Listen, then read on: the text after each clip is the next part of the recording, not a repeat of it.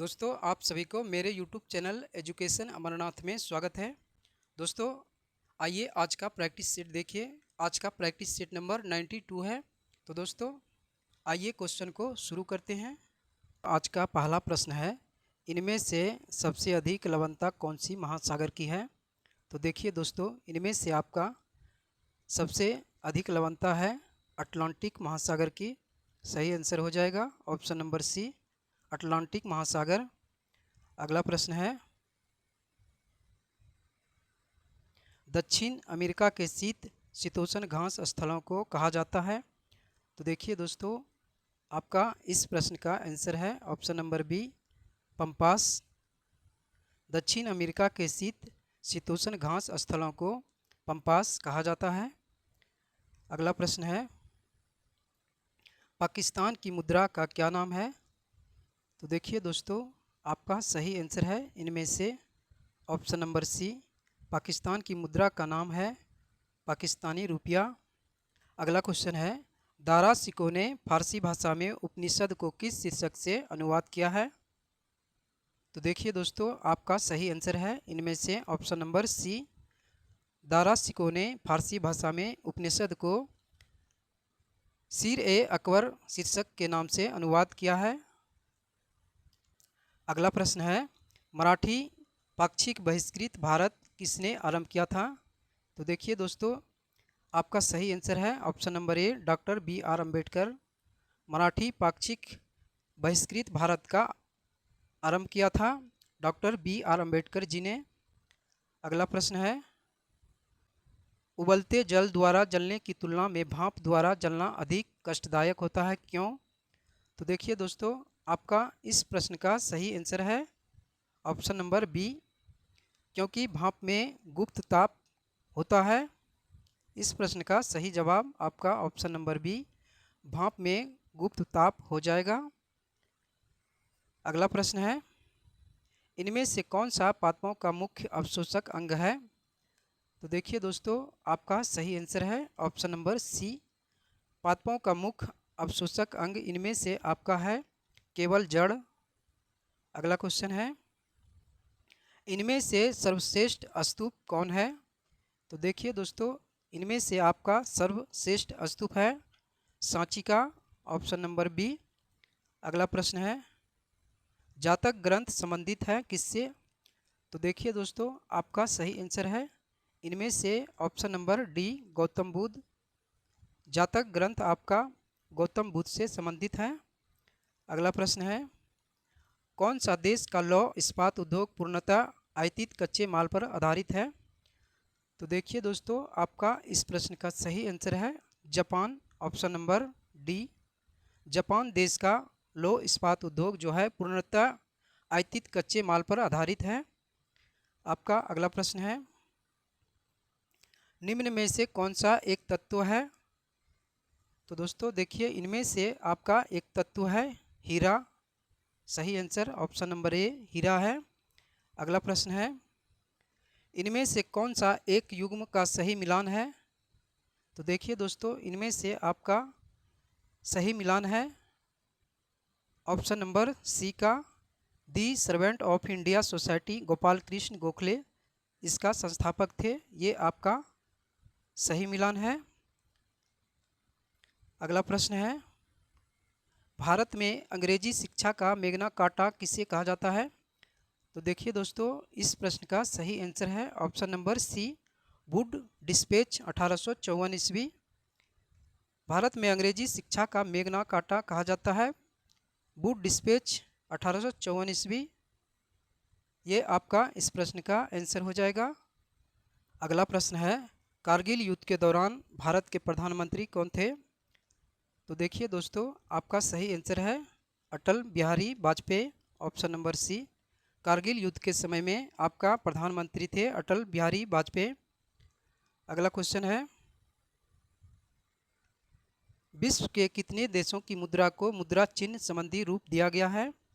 तो देखिए दोस्तों, इस प्रश्न का सही आंसर है ऑप्शन नंबर बी, 5 देश। विश्व के 5 देशों की मुद्रा को मुद्रा चिन्ह संबंधी रूप दिया गया है। आपका आंसर हो जाएगा अगला प्रश्न है, भौतिक परिघटना और उसके खोजकर्ता से संबंधित निम्नलिखित में से कौन सा युग्म सही सुमेलित है। तो देखिए दोस्तों, इनमें से आपका सही सुमेलित युग्म है 3 नंबर का मैरी क्यूरी रेडियम, यह आपका सही सुमेलित युग्म है। तो दोस्तों, आपका इस प्रश्न का सही आंसर ऑप्शन नंबर ए केवल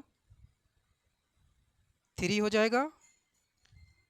अगला प्रश्न है, अदरक तना है जड़ नहीं क्यों। तो देखिए दोस्तों, आपका इस प्रश्न का सही आंसर है ऑप्शन नंबर डी, अदरक तना है जड़ इसलिए नहीं है क्योंकि इसमें नोड और इंटरनोड होते हैं। अगला प्रश्न है, कौन सा देश विश्व में टीन का सर्वाधिक उत्पादन करता है।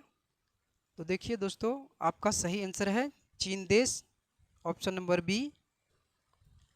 चीन देश आपका विश्व में सबसे अधिक टीन का उत्पादन करता है। अगला प्रश्न है, 25 डिग्री सेल्सियस पर किस पदार्थ में ध्वनि की गति सबसे अधिक होती है। तो देखिए दोस्तों, आपका सही आंसर है aluminium, option number D. 25 degree Celsius पर आपका एल्युमिनियम पदार्थ में ध्वनि की गति सबसे अधिक होती है। अगला क्वेश्चन है, प्रथम बार एशियाई खेलों में क्रिकेट को किस वर्ष में शामिल किया गया था। तो देखिए दोस्तों, आपका सही आंसर है ऑप्शन नंबर ए 2010 ईस्वी। प्रथम बार एशियाई खेलों में क्रिकेट को शामिल किया गया था 2010 ईस्वी में। अगला क्वेश्चन है, भाषाओं में कौन सी भाषाओं को भारत सरकार द्वारा शास्त्रीय भाषा घोषित किया गया है।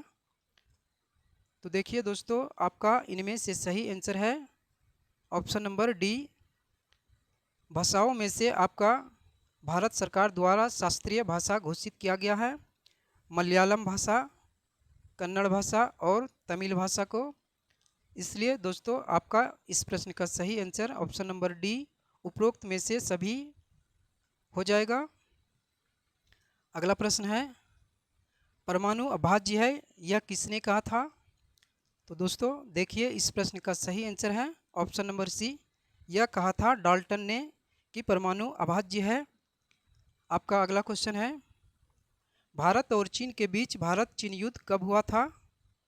तो दोस्तों, आपका सही आंसर है ऑप्शन नंबर डी 1962 ईस्वी। भारत और चीन के बीच में आपका युद्ध हुआ था 1962 ईस्वी में। अगला प्रश्न है, हम दलदली सड़कों पर क्यों फिसलते हैं। तो देखिए दोस्तों, आपका इस प्रश्न का सही जवाब है घर्षण की कमी के कारण, ऑप्शन नंबर बी। हम दलदली सड़कों पर फिसलते हैं घर्षण के कमी के कारण। अगला प्रश्न है, भारत आने वाले यूरोपीय यात्रियों में प्रथम कौन है। तो देखिए दोस्तों, इनमें से आपका सही आंसर है पुर्तगाली, ऑप्शन नंबर ए। भारत आने वाले यूरोपीय यात्रियों में से आपका प्रथम थे पुर्तगाली। अगला प्रश्न है, सत्रावसान करना राष्ट्रपति का कौन सा शक्ति से संबंधित है। तो देखिए दोस्तों, इनमें से आपका सही आंसर है ऑप्शन नंबर डी, विधायी शक्ति। सत्रावसान करना राष्ट्रपति का विधायी शक्ति से संबंधित है, आपका आंसर हो जाएगा। अगला प्रश्न है, श्रवध्वनि तरंगों की तुलना में प्राश्रव्य तरंगें क्या है। तो देखिए दोस्तों, इस प्रश्न का सही आंसर है आपका ऑप्शन नंबर ए, उच्चतर आवृत्ति की होती है श्रवध्वनि की तुलना में आपका प्राश्रव्य तरंग। अगला प्रश्न है, निषेचन क्रिया में क्या होता है। तो दोस्तों देखिए, इस प्रश्न का सही आंसर है ऑप्शन नंबर सी, निषेचन की क्रिया में एक नर युग्मक का अंडाणु से संयोजन होता है, आपका आंसर हो जाएगा। अगला क्वेश्चन है, कौन सा वह दुर्ग है जिसे दक्कन की कुंजी कहा जाता है। तो देखिए दोस्तों, वह दुर्ग का नाम है असीरगढ़, ऑप्शन नंबर ए, जिसे कि दक्कन का कुंजी कहते हैं। अगला प्रश्न है, निम्न में से कौन सा एक अभिलेख न्यायालय है। तो दोस्तों देखिए, आपका इनमें से अभिलेख न्यायालय है सर्वोच्च न्यायालय, ऑप्शन नंबर ए, और उच्च न्यायालय, ऑप्शन नंबर बी। ये दोनों न्यायालय आपका अभिलेख न्यायालय हैं। इसलिए दोस्तों, आपका सही आंसर है ऑप्शन नंबर डी, ए और बी